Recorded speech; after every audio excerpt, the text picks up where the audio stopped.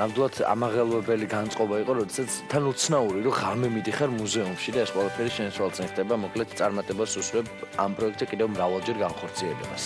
კი ბატონო, მეც გიერთდები შენ ამ ყველაფერში. ახლა კი კიდევ ერთი ინფორმაციის შესახებ. კინოთეატრ ამირანში მოკლემეტრაჟიანი ფილმის სახელწოდებით ბორბალის პრემიერა შედგა. ფილმი 18 წლის ირაკლი დონაძემ გადაიღო და ეს ადამიანი თავად გახვალთ სცენარის ავტორიც და პროდიუსერიც. უკვე დეტალებს ნინო შავერდაშვილის სიუჟეტიდან შევიტყობთ. სიუჟეტი ახალგაზრდა ბიჭის ირგვლივ ვითარდება, რომელიც ეტლში ზის. მხიარული და სრულფასოვანი ცხოვრება აქვს, ყავს მეგობრები, შეყვარებული, ოცნებობს და ოცნების განსახორციელებელ გზებს ეძებს. რაც შეეხება გმირს, რომელზეც არის ფილმი, არის ახალგაზრდა ბიჭი, რომელიც სარგებლობს ეტლით.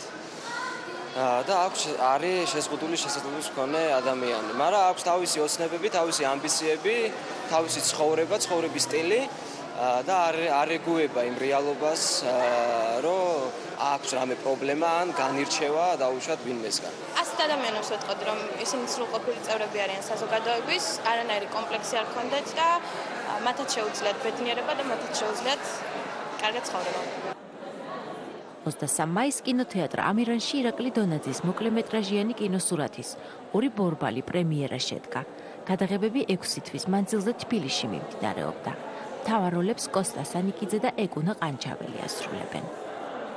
საერთოდ ადამიანი ესეთ თემებს ირჩევს მაშინ, როდესაც ეს აწუხებს.